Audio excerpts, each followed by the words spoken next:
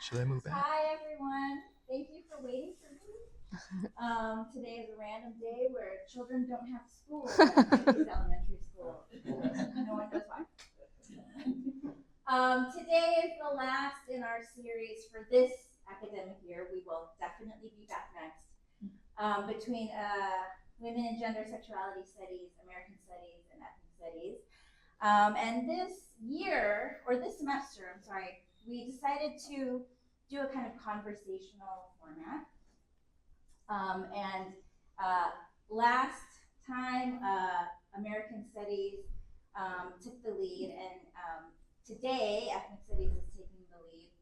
I'm so honored to co-organize with Noelle, who's back there, Kahanu, and Ethan Caldwell. I know many of you already know Ethan, so I'm not going to do a whole big bio. But his research loosely is around African American diaspora in the Pacific. And so there's no better person to be in conversation with our guest. I'm going to let Ethan take it from here and introduce our guest to us. But thank you all for coming, and thank you for coming to all of our events this semester. We really appreciate it. So, thank you. Okay. Wow. I'm only in this room for 101, so it feels weird doing non-101 things. So it's nice. It is 101. Yeah, it's kind of 101 of sorts, right? And so good afternoon, folks. Thank you so much for coming. Thank you to the departments that are present, to the students, everybody that's here. I want to welcome or formally introduce Dr. Maiko LeLay, who is someone that I met, through, Dr. Jonathan Okamura over here, who's also present, and, who's been, always intriguing me with interesting research in regards to folks who are mixed race, Hafu in Japan, and in particular, Black and Japanese Hafus, which is what she'll be presenting on today. She hails from Los Angeles currently, though home, as we were talking about before this talk, is a complicated space for some of us, right?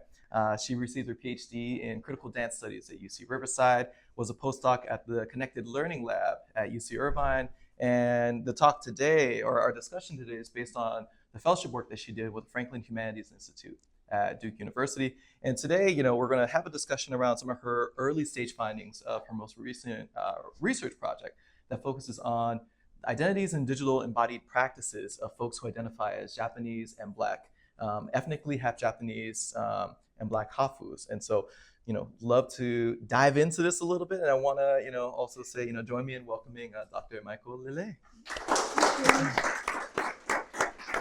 Yeah. Thank you so much. Yeah.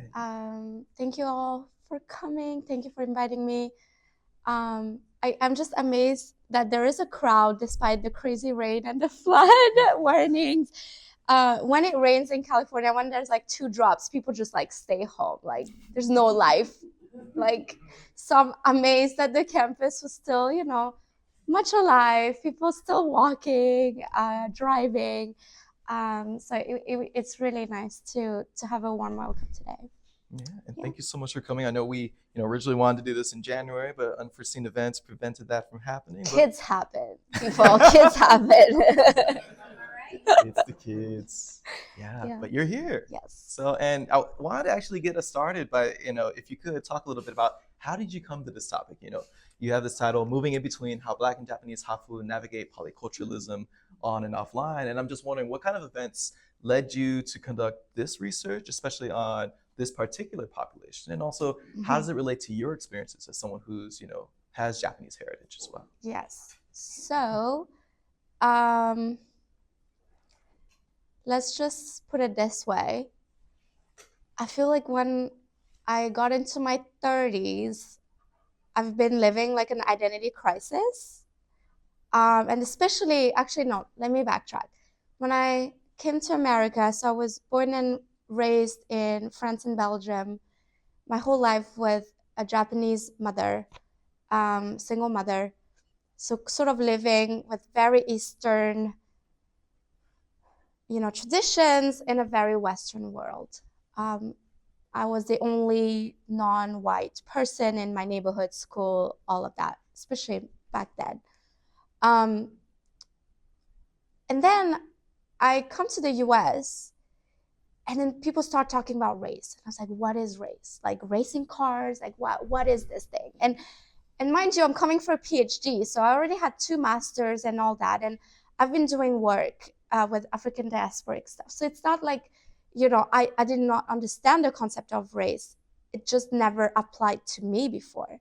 Like no one asked me, what are you? Who are you? Or like, even the word race is fairly new in the vocabulary of Belgium and French folks. And people start telling me that I'm a woman of color when I start coming here, and I'm like, what is this thing? And I'm like, but no, I'm from Europe. I'm not American, so I don't think I'd abide by these terms. So I guess the wheel started spinning then, starting in grad school when I arrived in the US. But then in my 30s, I think we all go through like major life crisis. We blame our parents for everything, all that. That happened. And I noticed that I had rejected my Japanese side my whole life. And then suddenly in my early 30s, I had this pull, like this, like really embodied need. It was visceral, this need to be Japanese again. Or maybe I was never Japanese. And that was the moment where I was like, I am Japanese. I need to understand my roots. I need to, I don't know. I was craving everything Japanese, from food to culture to something, right? Suddenly I decided to renew my Japanese passport, like things like that, just some cravings ensured. And so that's just on a very personal level. Things were happening. But then I was like, oh, it's fine. It's just on my back burner. Life crisis, identity crisis. But then in the summer of 2021, I believe, I watched on Netflix a documentary about Naomi Osaka. So I'm sure you're all familiar with her, but she's a famous tennis player, and she has a Haitian father and a Japanese mother. So she's Black and Japanese. And she was discussing in her documentary about her identity formation, being raised on the tennis court in the US, in California. So she feels American. She has a Haitian father. And she speaks a little bit of Japanese, and yet she plays for Japanese during tournaments. But people don't see her as Japanese. And she has this constant need to prove that she's Japanese enough. And watching this documentary really prompted me to sort of check on my feelings, but also I realized that it was very important to discuss issues of to focus on the Black and Japanese population specifically, because sort of moving away from this discourse of whiteness and mixed race people, because a lot of mixed race discourses are sort of in the lens through whiteness in academia and elsewhere.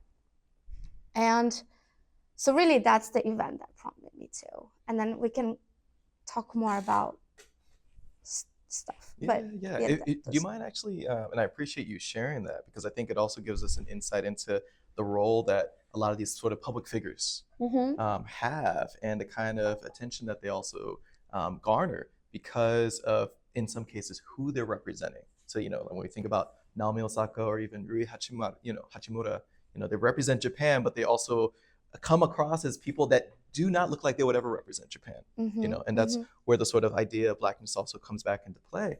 And I think, in some cases we could even go earlier, and think about, Ariana Miyamoto, yes. Who won, she was Miss Japan, also won Miss Universe? I'm horrible with pageants, y'all. My apologies. But when we start to think about those sort of public figures, and similar to your own entry into this space, how does that increase visibility around these Black Japanese figures also generate discussions, whether it's for yourself, academically, or even more, colloquially in Japan, about how people understand them, how they see them, whether or not they're even included or considered as Japanese as well. Well, so with my participants, so I interviewed roughly 40 folks. Public figure had a huge positive impact on the Black and Japanese folks I interviewed, because they finally felt represented. Like, for example, there was this kid who loved everything Rui Hachimura because finally he saw somebody that looked like him, right, in the media. Naomi Osaka is unapologetically herself. Like, she's Black, Haitian, American, and Japanese all at once. And I guess that's what's really unique. Like, these public figures really started this conversation. But I have to say, here's the caveat, is that their experience and their fame does not necessarily represent what the lambda Black and Japanese person goes through, and especially in Japan. Because I would say, I interviewed people globally. So there were people from Zambia, people from Brazil, people from Hawaii, people from Thailand. But the people who lived in Japan had a very different experience from these public figures, yet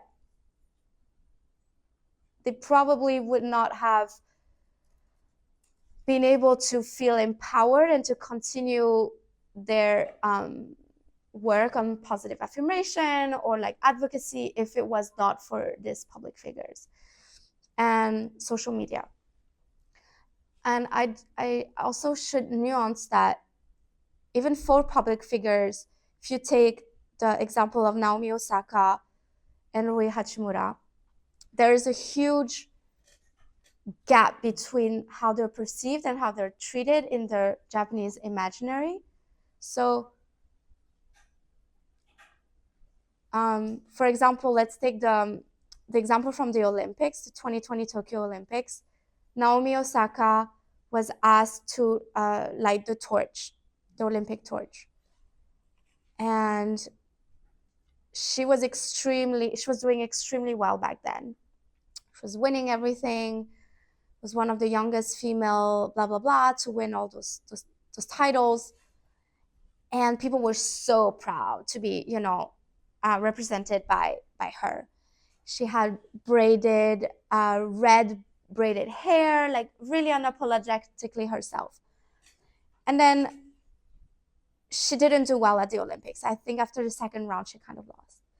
And people just smashed her, like she was nothing to them. So one day, and by people I say media, but also, I was watching YouTube about like interviews of people in the streets and stuff.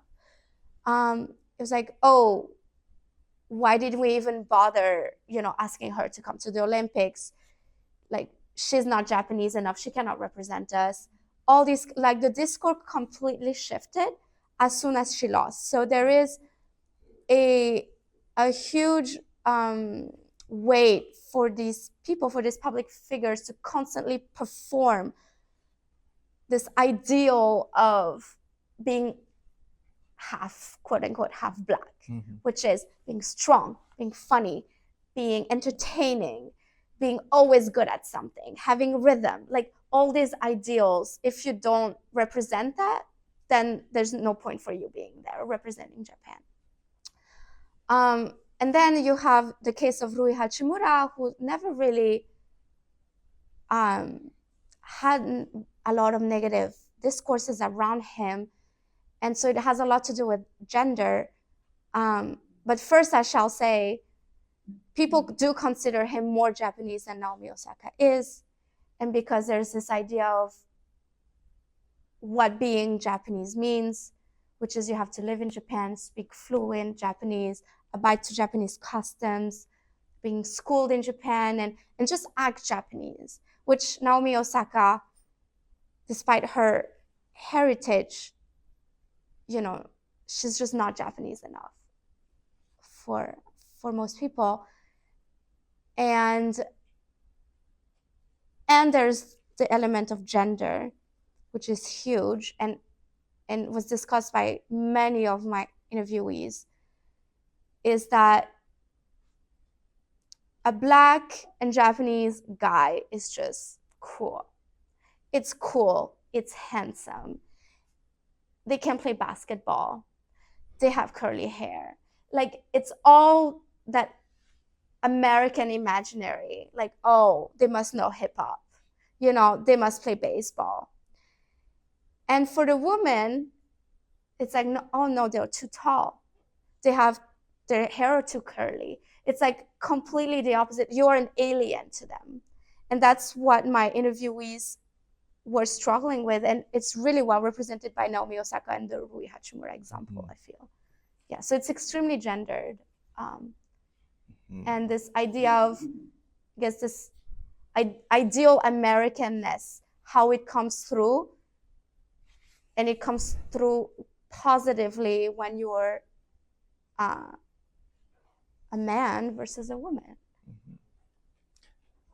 You gave us a lot just in that chunk to think about, and that actually had me really curious, because while Naomi Osaka represents this sort of, hybrid identity, especially one that's tied to America, I don't know how much does Rui have in connection to America besides being on, an American basketball team. Well, at least now the Lakers, before it was Washington, right? Because isn't he, if I remember correctly, one of his parents is actually from Africa, one of the African countries.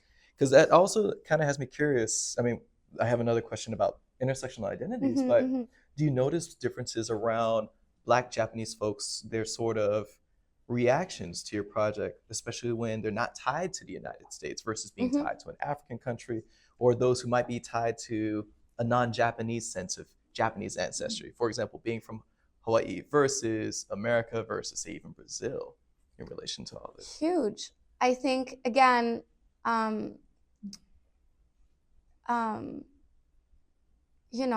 Japanese people have this ideal about what America is, or who the American person is.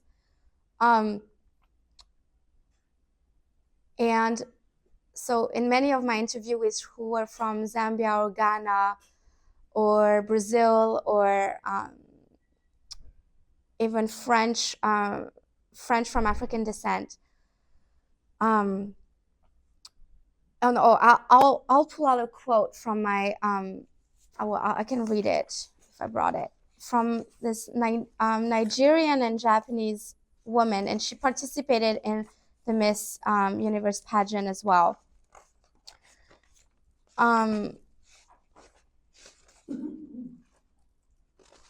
Wait, I don't have it here, but I can paraphrase. Basically, she says that when people ask her, oh, what is your ancestry, or where are you from? And she's like, oh, I'm Nigerian and Japanese. People are like, what, where? Like, oh my gosh, this country, Africa, like the savannah, it must be so scary with the rhino and everything. Like, they say, oh, yabai, like this is, oh my gosh, like this must be bad. But then when people ask, oh, are you American? And sometimes she just says yes, because she's just fed up of hearing that negative thing. People are like, wow, sugoi, like, oh, this is amazing. Like, and she explains, like, because people only know about America and nothing about Africa, or, they have this negative stereotypes about African countries. She herself is just tired of explaining herself. She sometimes identifies as a Black American as opposed to a Nigerian and Japanese person. And that really messes up with her identity. Because yeah, you appear, you're Black and Japanese, or you appear Black. And then you have the opposite, where the Zambian guy was telling me, no, I make it a point to always act good, to always basically be a good Samaritan, to represent Zambia in a good, like, well, for Japanese people to think that, oh, African people are good. And it's just such a load to carry, like, to represent a whole continent, or to have to be something else, to say that you're American if you have absolute zero tie to America. She might have come to the US once, because of this whole weight that is on them. So definitely the difference is massive.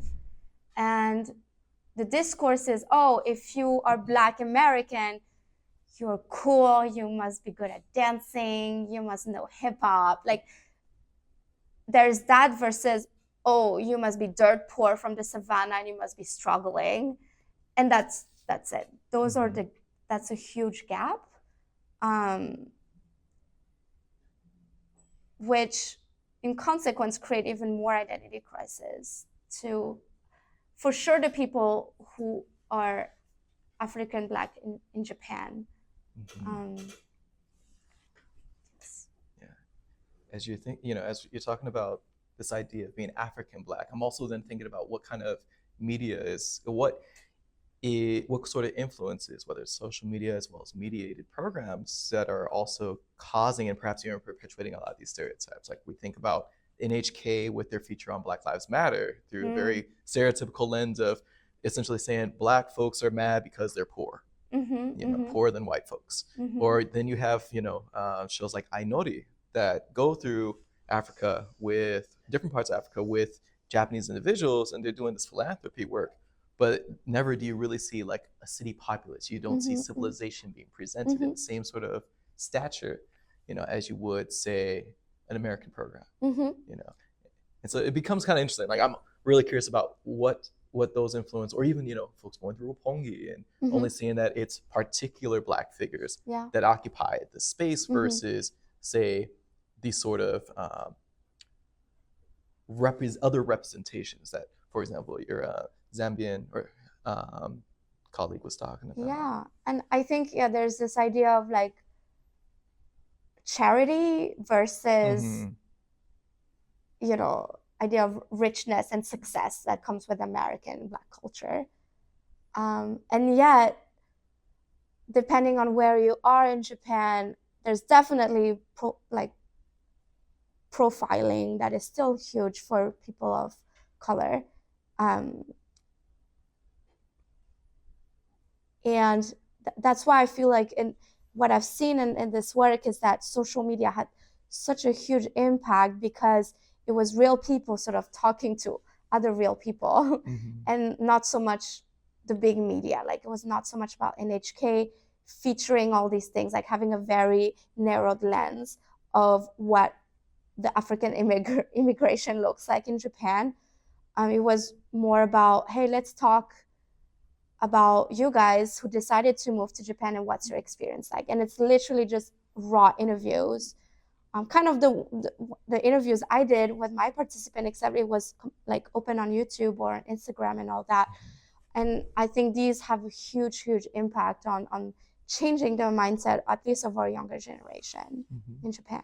Can you actually give us a little bit more about that? Like, one of the questions I had for you was, what becomes so generative about when these individuals are sharing about not only their experiences, but like their sort of presence, their kind of stake in being in Japan when online? And I guess to tie with that, what did you notice about your respondents when they are identifying themselves with well-known figures that might be the Rei Hachimuras of the world or the Naomi Osakas, versus, say, the not so well-known figures that you find on Instagram or TikTok and these other sort of sites? Like, what is that? How is that articulating a different kind of belonging? Yeah. Well, let's just say that what I found was that social media was a source of community building, a source of feeling of belonging as well, and then empowerment, definitely. And that came through because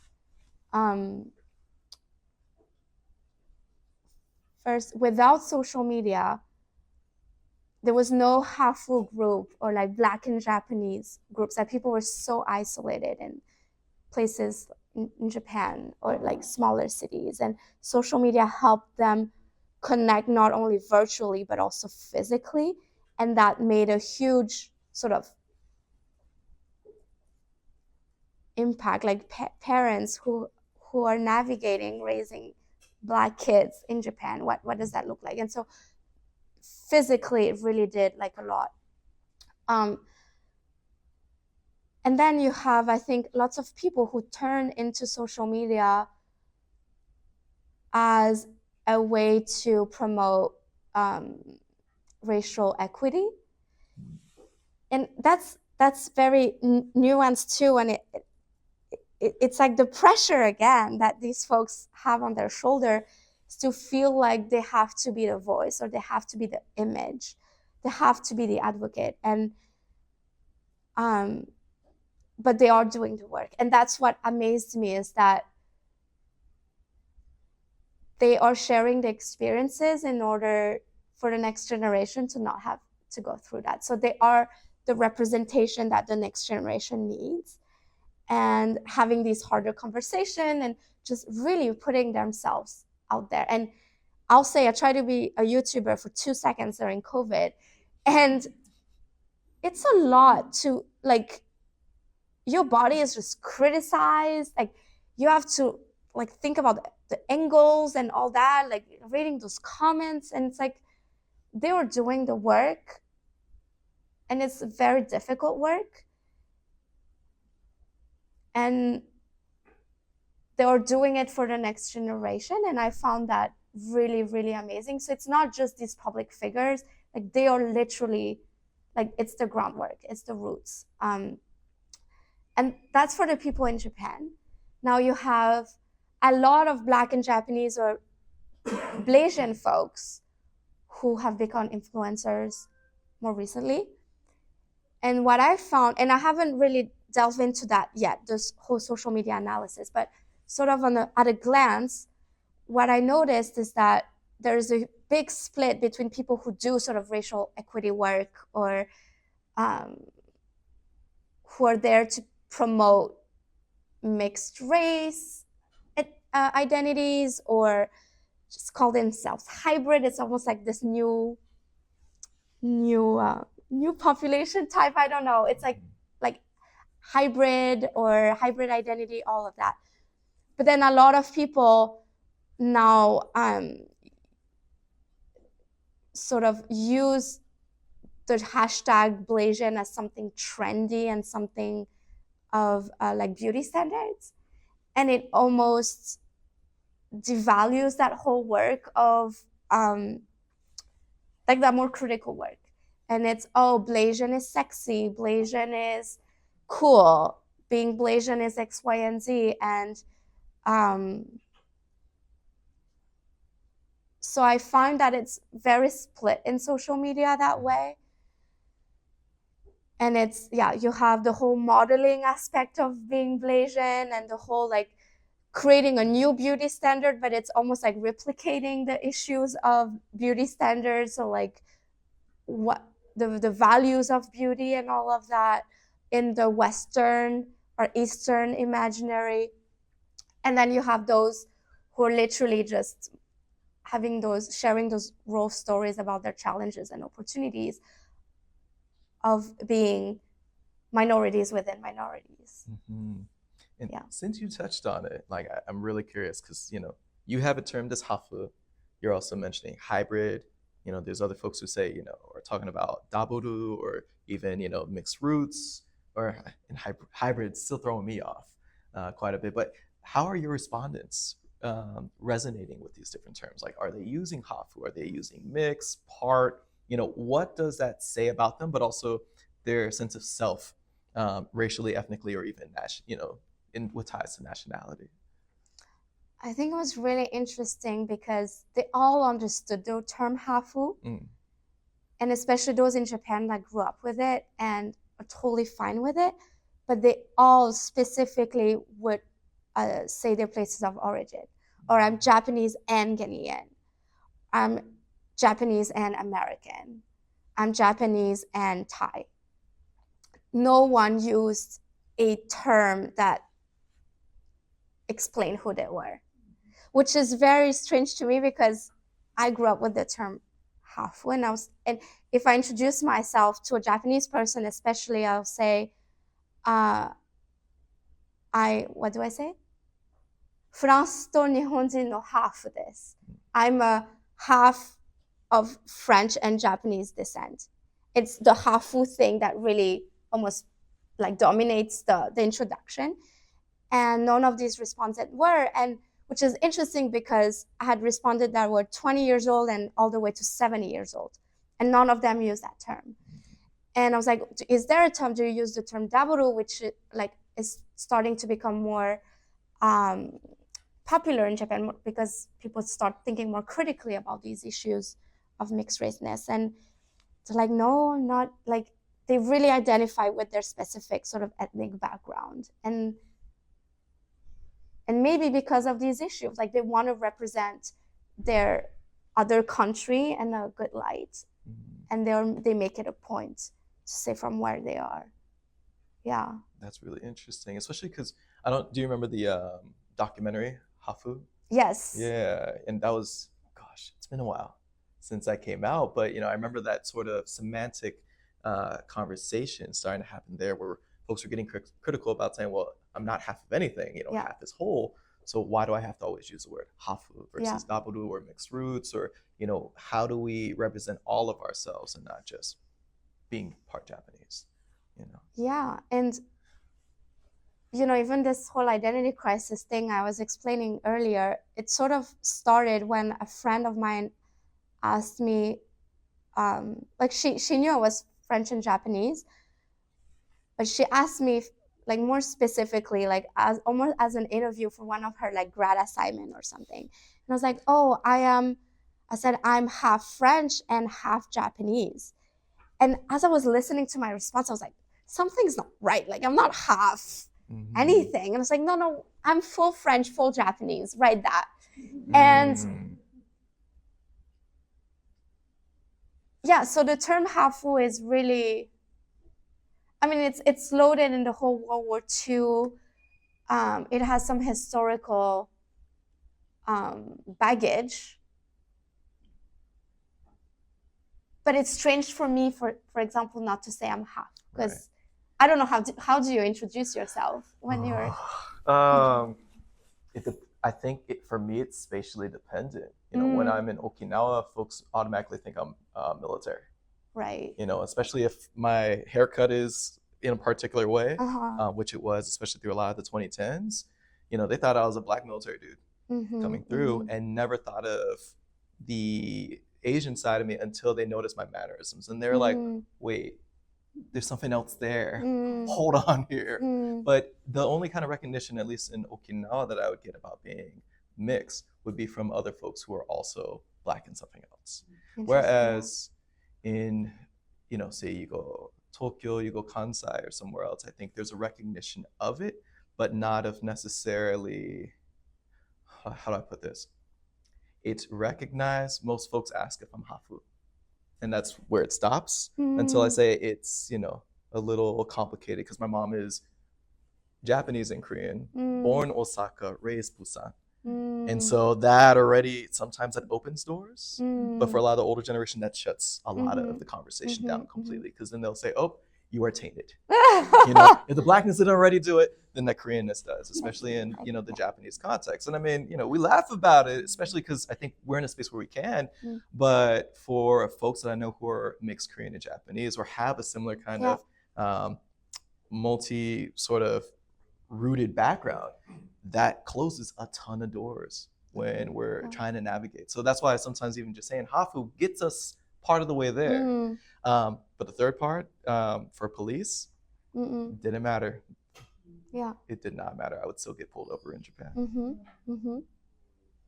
No, there's this huge anti-gaijin-ness that is still very present in Japan. And I would say more with people from Korean descent or Chinese descent than people who are black.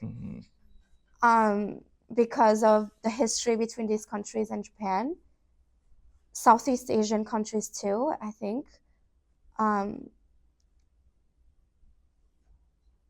Yeah, I mean, Japan is such a complicated country. And yet, yeah, the term hafu, it's almost like a safety word, perhaps. And I use it also because I know that I'm French and Japanese. People think I'm freaking cool. Like, I know that. And same in the US, like I am using that idea that people have of France and, oh, French food, oh, it's delicious. Yeah, like whatever, you know, it's like there's no deepness rooted to it. And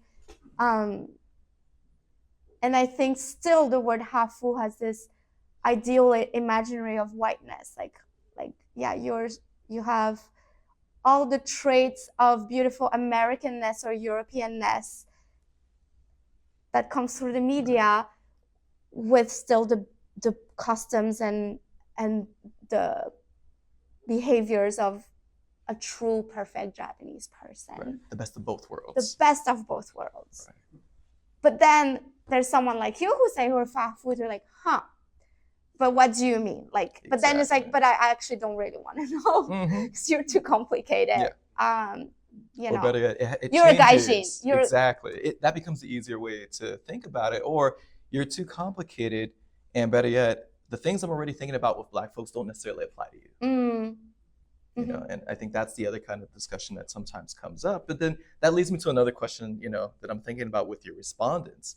And if you could talk a little further, because I mean, I've seen your slides a little bit. So like there's that one response from Trina that kind of gets into this a little bit, where she's tying in these ideas of what's happening stereotypically with the ways folks are identifying her, to also how is that linking back to her gender, her nationality, and more. And I was just wondering if you could talk a little further about this, and like, how are the folks that you're talking to, how are their intersectional identities also impacting the way they're navigating, you know, this polycultural understanding of themselves? So thinking about race, ethnicity, gender, sexuality, generational aspect too. You know, you mentioned that there are folks that were older in their 70s versus folks that are younger. Yeah. How does that all factor into this, or what are you noticing about that changes the way that they're perceiving themselves, but also being perceived?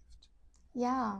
I think the younger generation, like the current younger generation, is more self-aware about the sort of they have a critical race awareness because of social media, which did not necessarily happen for the older generation, folks that are currently 50 plus. And they had to sort of navigate through being bicultural, biracial, in very different ways than the younger generation has to, and it's really embodied, and that was the interesting part for me, because I was a dance scholar and I love movement, and the way people navigate and code switch is not solely through their words and behaviors, but really through like viscerally and kinesthetically what would happen with their body going into a space. And for example, there was this older guy, I think older than his mid 60s now, moved to California, but was raised in Okinawa, single Japanese mother, and he was visibly Black. He was saying that his whole childhood he was crouched on, like he would basically walk like this behind his mom, distance from his mom, to make sure that he wouldn't taint his mom's reputation, and making sure that she doesn't get bad comments from people for raising a Black kid. And then you see this guy now, he's like super proud, like he's like super joyful, and he's like, I switched completely, I'm not the same person. And what I just did is have to move to a country where being more like myself was okay. And so he appears Black, lives in California, feels more freer than he ever was in Japan. But he's like, but I'm not Black. I have no idea of what being Black is. I was raised in Japan. All I know is being Japanese. And he's like, I know of the Black experience. I don't know the Black experience. I know it through the books, and that's all. And I thought that was really interesting how, you know, like growing up, like stages of life make you navigate your biculturalism differently. But definitely the environment you're in, the perceptions people have of you make you navigate that. But I think he's in constant sort of back and forth between, like, shit that happens when your child really affects you. Like, that's the way it is. And it's in his case, the polyculturalism was just really messy and really embodied and really traumatic in a way. And he lives life now as sort of, I need to embrace my freedom of moving the way I want. And then you have this young woman today, she embraces social media completely. And she was saying that she's able to perform the ideal Japanese woman when in Japanese setting, and then perform sort of the ideal Black woman in a Black setting. And that kind of code switching for her was power, that was privilege. And so it was interesting because for most of them, the sort of hybridity was an added power that came through their inheritance, so to speak. Their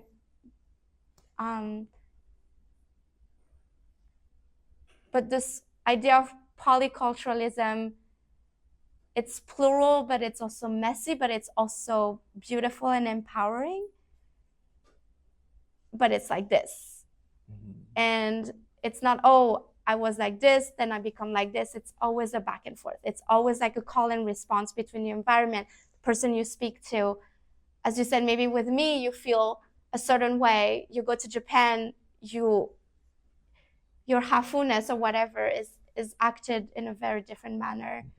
And so do we all. Like, we act in a certain way in an academic institution versus somewhere else. But I think when you live that biculturalism, that's how you navigate life. That's how your lens as a mixed person is. It's complicated. Mm-hmm. It really is. And it's really asks you questions of who you are, because if you change who you are based on your environment or the person you talk to, it's like, who am I really? Mm-hmm. You know, or where can I be, or with whom can I be to feel fully like myself? Mm-hmm. And then also, you know, as someone in this room usually says, is it sustainable? Mm-hmm. You know, and how long can you live that sort of chameleon-esque aspect mm-hmm. of it, you know, before that starts to crack as well. And and that's kind of the caveat of social media too, is that mm-hmm. it brings people together. There's a huge community building aspect, which is extremely empowering and positive. However,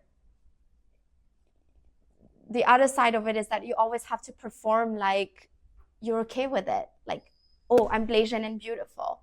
And, you know, that's what I have to represent to the world. And that's another sort of, you know, another pressure of performing as sort of an ideal version of what being Blasian is. Yeah. All right. So I want to pause my side of the questions real quick. I want to kind of open it up to the rest of the audience here. You know, for folks, if you have any questions, we can come around with this little mic right here and get that going. So.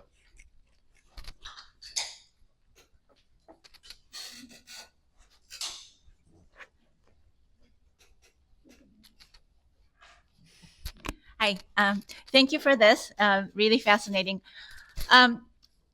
Naomi Osaka, very interesting case in terms of the trajectory of how the Japanese public interpolates her. I mean, basically the Japanese public claims people like her whenever it's convenient for them. right? When she's doing well and when she's behaving sort of what they perceive as Japanese, and they claim her as Japanese, and when she's not, she's not Japanese.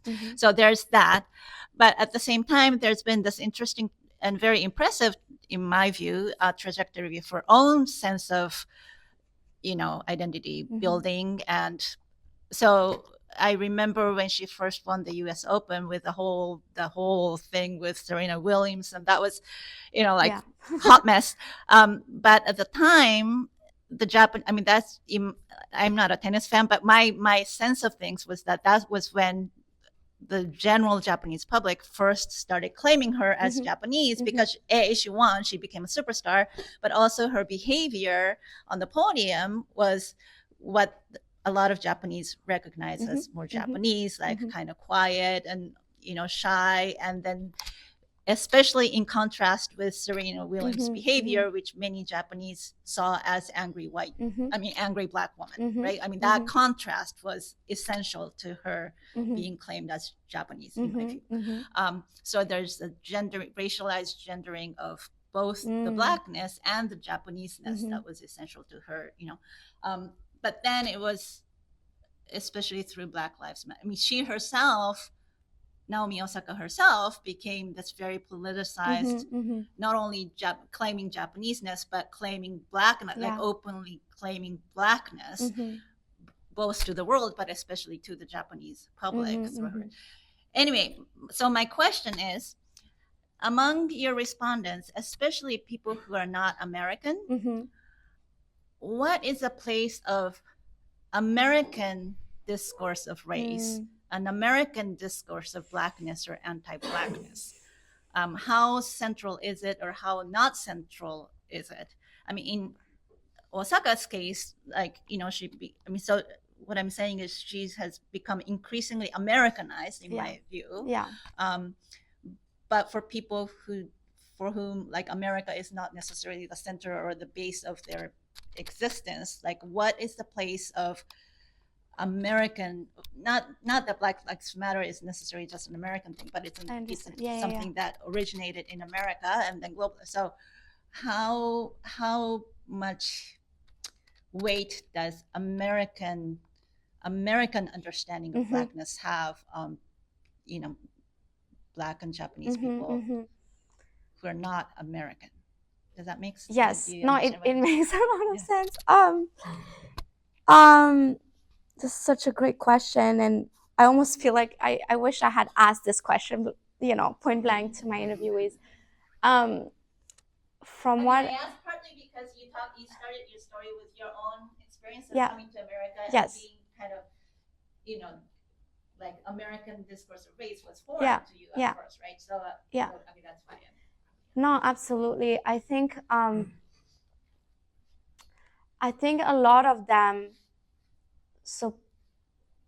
used something like Black Lives Matter as a platform too, like especially the generation that has been using that hashtag or has been using the social movements publicly on online platforms, have used it as a platform for advocacy for their African descent, their African ancestry.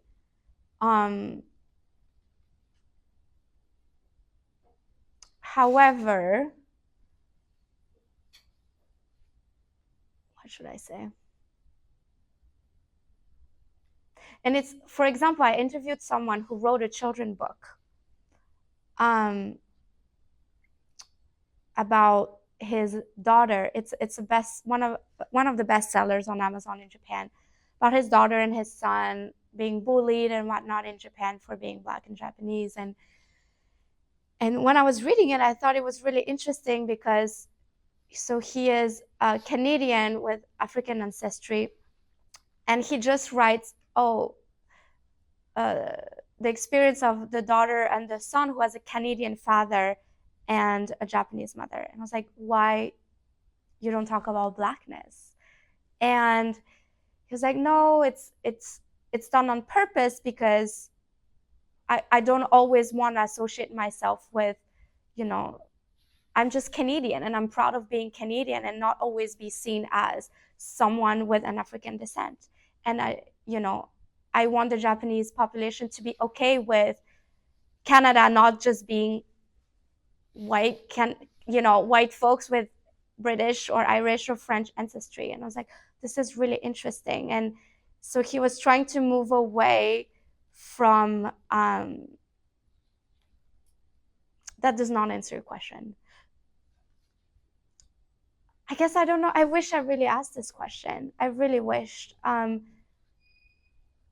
Because I know I've asked the people who are Black American and Japanese about this idea of Americanness and how that penetrated in their life.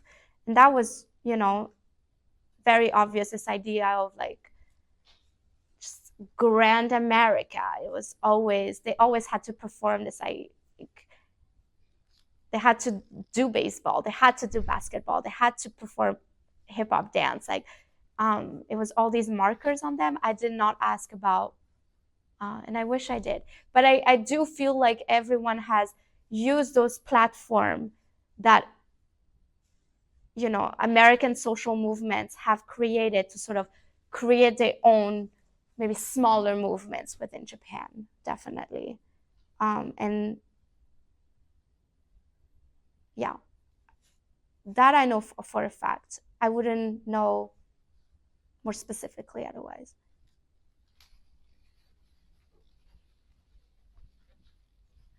Thank you.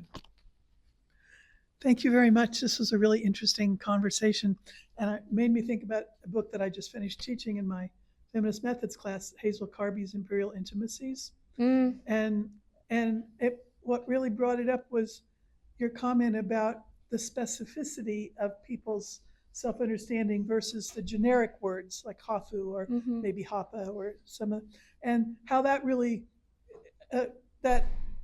that works for the Carby's account too, because it was Wales and Jamaica that she's exploring, and it wasn't sort of generically Black and generically white, but it was a very specific location. And I wonder if that was in part what you were saying, like the need to look good for the world in terms of representing Jamaica or representing Wales. But also I feel like there was a sense of loyalty to her specific family members who weren't always, pleasant, but were important to her, that I like she delves into her mother, her grandmother, her great-grandmother, and if she couldn't find information about her grandmother, she could find information about the city that her grandmother lived in, and she could build it. That sense of specificity seems to really inform her coming to terms with sort of the part of the British Empire that her life was in. And I wonder if you saw that sense, that partly so that Zaire will look good through this person, but also as a sense of, this is what I owe the people that I came from. Yeah, that's such a great question. I would say for most of my interviewees, there was this sense of need to understand their roots. And for people who did not live in Japan or did not grow up in Japan, and some of them did not speak a word of Japanese, like me, there was this need, like this craving for Japanese-ness that came through later in their life. And some people even like build a social media documentary about it, like tracing back their Japanese roots. And some of them finding Hokkaido, like they are people from Ainu ancestry in Hokkaido, and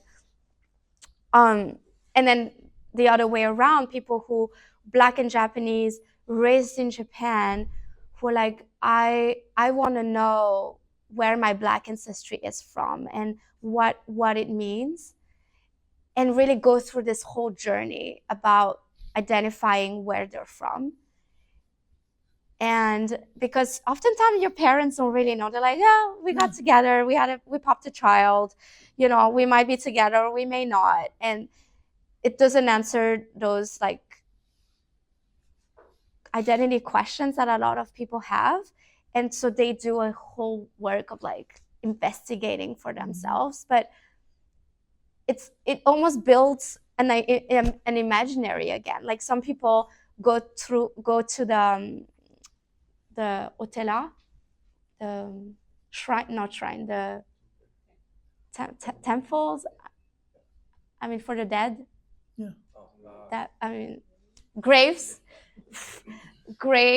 of, people in their families without never knowing them, but just having this sudden attachment to this person who died many decades ago, and would just build a connection with these dead people just because they need it, and would endure racism going to Japan. They would rather endure racism going to Japan, but still feel a connection to Japan. Or they're like, some people would say, oh, I just want to feel the ocean, the Japanese ocean. It's just a different like smell of salt to me than it is back home. And just that, it's worth being profiled when I go to Japan. And so there is definitely this like huge need of going back to your roots, even though that root might be completely different than the reality. Mm-hmm. But they built a reality for them that makes them feel good. And I talk about spaces of comfort and space of refuge. And a lot of people need to find that. And some of that space can be virtual through social media. Some of them can be, oh, I will go to my grandma hometown in Japan, and that's my space of comfort and refuge. And for others, it will be, I have this person who, like, I travel once to Hawaii, and Hawaii is my spaces of comfort and refuge because there are people who look like me, even though they may not have the same ethnic background as me. They look like me. I feel good here. And that sort of need to feel connected, was really important. Thank you.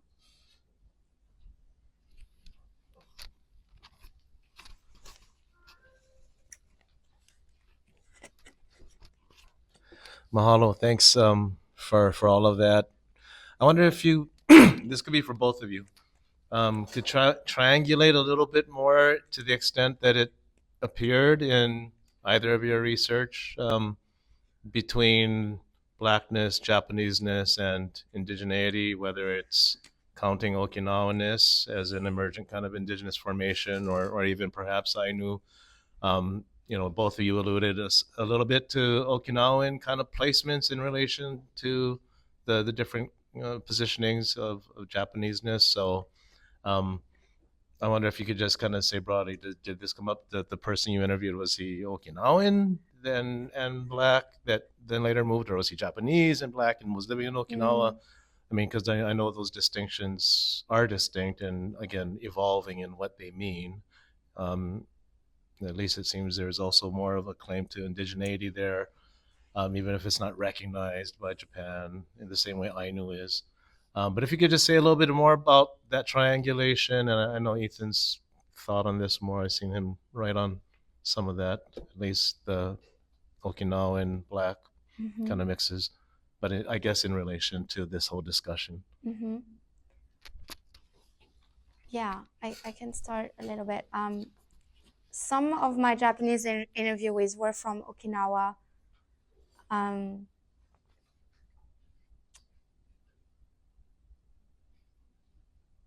And most of them were the product of the military base.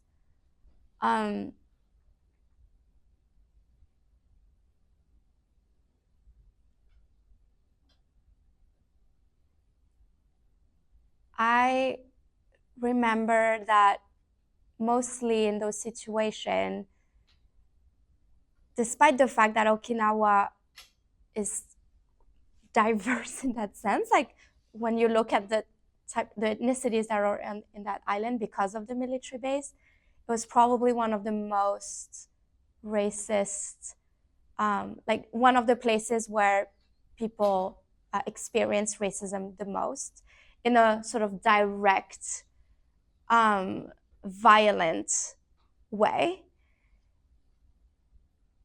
and we're talking a little bit more about the older generation. The current generation, I don't think I've interviewed a lot of younger folks who are from Okinawa, or their grandparents might be still living there. So things have changed a lot, I'm sure. I mean, you can talk more about it, but it's.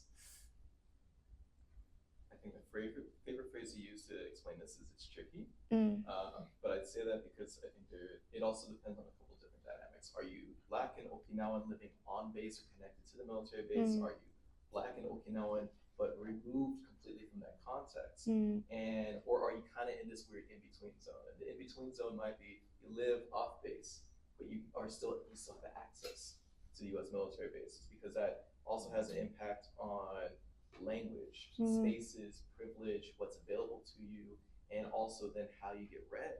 But I think that also impacts the peer group for a lot of these folks. So during my time there, and pretty much anytime I go back, you still, and I think similar to what you're talking about, right? There's this coolness aspect of it, but I think on the other side, you also still very much see the anti-Blackness that is present, not just from Japanese folks, but also from Okinawans who are, seeing Black as military, or anybody who is, say the child of, the sort of entanglement as being a product of it. And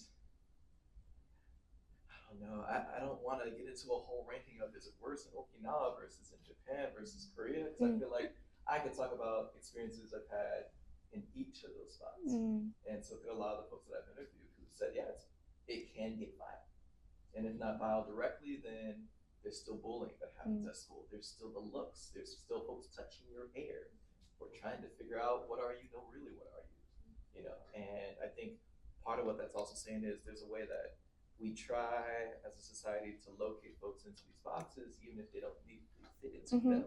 And the kind of anomaly that mixed folk, and especially those who are like Black and Japanese or Black and Okinawan, present with that is a way to push back against that sometimes too, or make us even more aware of those distinctions, including anti-Blackness that might also be fostered and perpetuated in these communities. And I remember, actually, now that you mentioned this, that many of my interviewees who were in military bases, whether it was in Hawaii or in Okinawa, they were saying that sort of their spaces of comfort and refuge was the base. Because in the base, you are just American. Like, it didn't matter, like, there were people from all around the world, different kinds of ethnicity, but your main status and your main tag is you are military or you're a child of military.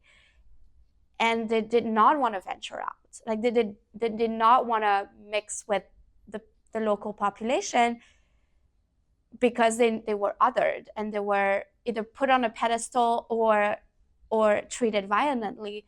And so it was very much a close-knit group of people within the military, and not really going outside of it.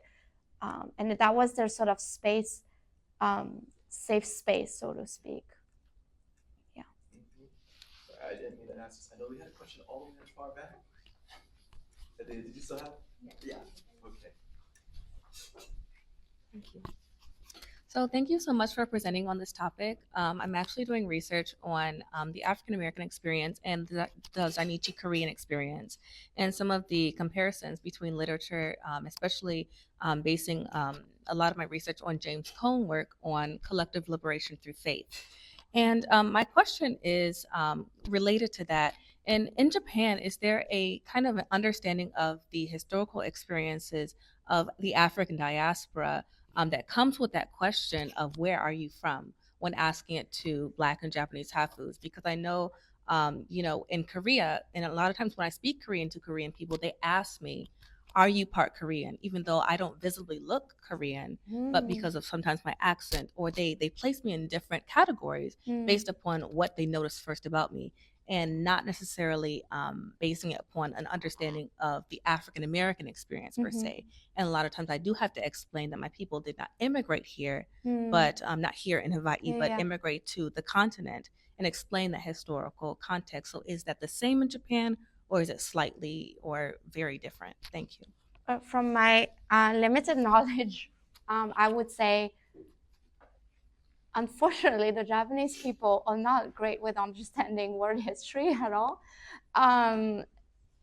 Like their textbook in elementary school is like, oh, Japan is great. We didn't do anything wrong. We didn't create any wars. Like we didn't, like there's no, you know, like we are the perfect people. And that's the narrative, right? So even someone like my mom who is extremely educated, you take, oh, a Black person, she's like, yeah, person from Africa. Like there's no understanding of Blackness in American context versus elsewhere in the world, or, you know, Latin America and all that. So there's a huge gap in historical knowledge for sure. And with that comes huge gap in understanding critical race worldwide, really. Like everything beyond Japan is like gaijin, it's like this otherness that we don't really understand. It is seen as something inferior, except white American military, or, you know, some public figures. So it doesn't surprise me when you say that people think you're Korean, because I feel like people who speak Japanese, for example, in our case, really well, like they look like, oh my gosh, like how can this even happen? And maybe that's one of the reasons I always have to explain myself. Oh no, I'm Hafu. And it's like, no, don't worry, you know, I'm part Japanese. Like you don't have to freak out like that I speak so well. And it's almost like to make them feel better, which, yeah, I'm more comfortable with me. Like I'm not that alien. Like I'm not this like weird being that just happens to speak Japanese. So no, I think your experience is very similar to what would happen in Japan. And despite the increase of immigrants, despite the presence of public figures and social media and things like Black Lives Matter, I think only a very small subset of Japanese people understand it profoundly. And maybe there's this enamored understanding of like, oh, Black American struggle, AKA hip hop. Like that's kind of where the understanding ends. You know, it's like, yeah, I listen to rap. Like I understand what Tupac says, but it's, you know, not deeply. It's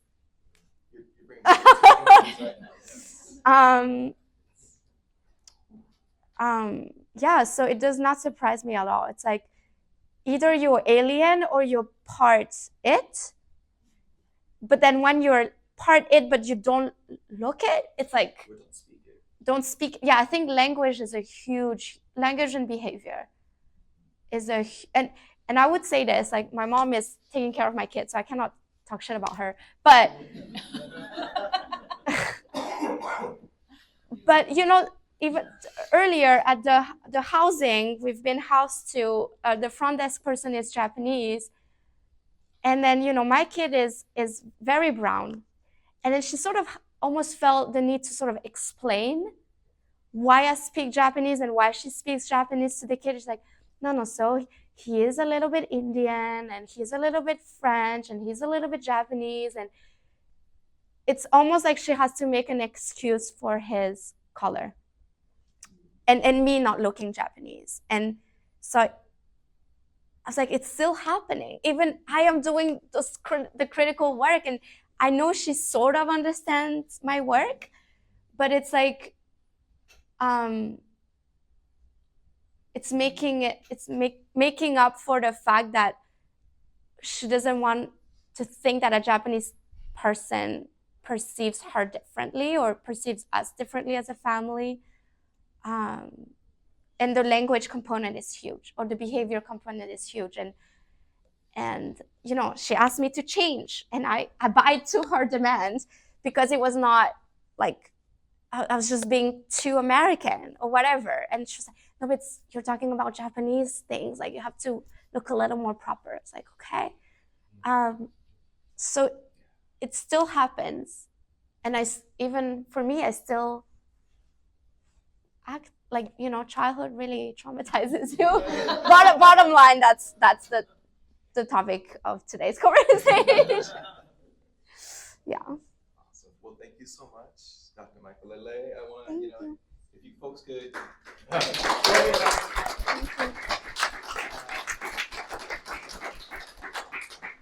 Thank you so much for joining us.